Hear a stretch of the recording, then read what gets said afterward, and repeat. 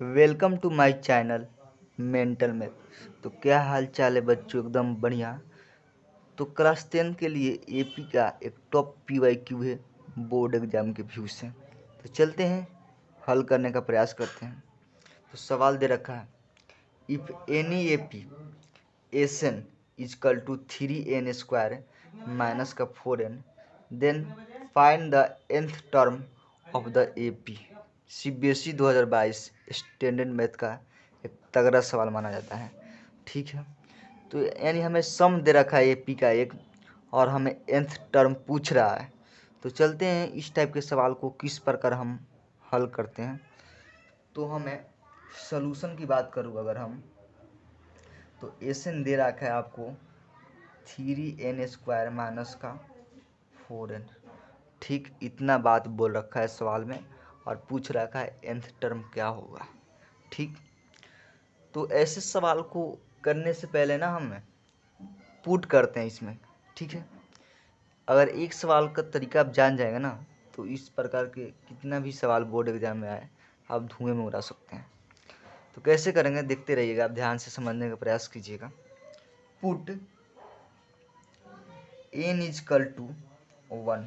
ठीक, तो s 1 is equal to 3, n की जगह हम 1 का स्क्वायर रखते हैं माइनस का 4 1, क्या आएगा 1 का 1, 3 मल्टीप्लाई में 1 और 4, यानी 3 माइनस का 4 इजकल टू में माइनस का 1। ठीक, यानी SN1 आपका आया माइनस का 1। ठीक है, यहाँ तक समझ आया। उसके बाद हम पुट करते हैं n इजकल टू 2। ठीक, तो SN2 क्या हो जाएगा 3, 2 का स्क्वायर माइनस में n कितना है 2 है।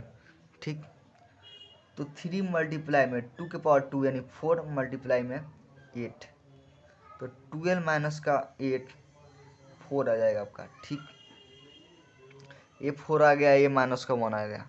जो एसन है ना, इसको हम A1 भी बोलते हैं, ये भी याद रखिएगा। ठीक है, जो एसन होता है ना, ये वो A1 के भी इक्वल होता है। ये बात आपको अच्छी तरह से पता होना चाहिए। ठीक है, इतना आ गया आपका S2 आ गया। अब हमें क्या निकालना है, nth टर्म की बात किया जाए। ठीक है, t तो दिया नहीं है, तो A1 है A2 नहीं है, तो क्या करेंगे हम, अगर S2 में से S1 निकालेंगे तो हमारा A2 आएगा। ठीक है, अगर 4 में से -1 माइनस कर दे तो हमारा A2 आ जाएगा। तो 4 माइनस यानी प्लस का 1 इजकल टू A2, यानी 5 आया आपका A2। ठीक, यहाँ तक समझ में आया। ठीक, A2 आ गया, A1 आ गया। D निकाल सकते हैं, क्या होगा D, अगर हम A2 में से A1 माइनस कर दे तो हमारा D आता है। तो 5 माइनस का 1 क्या हो जाएगा, तो माइनस माइनस प्लस हो जाएगा ना, तो 6 हो जाएगा। ठीक, तो D आपका 6 आ गया। ठीक है, D आ गया, E आ गया, E हमारा है माइनस का 1, D है 6। तो क्या हम nth टर्म नहीं निकाल सकते हैं? बिल्कुल निकाल सकते हैं। क्या होता है nth टर्म का फॉर्मूला, हमें अच्छी तरह से पता है कि nth term equal to A plus में n माइनस 1D। ठीक, A कितना है माइनस का 1, n कितना है नहीं दे रखा है, D कितना है 6। ठीक, इतना गिवन दे रखा है, तो ब्रैकेट को ओपन करेंगे तो क्या होगा 6n माइनस का 1।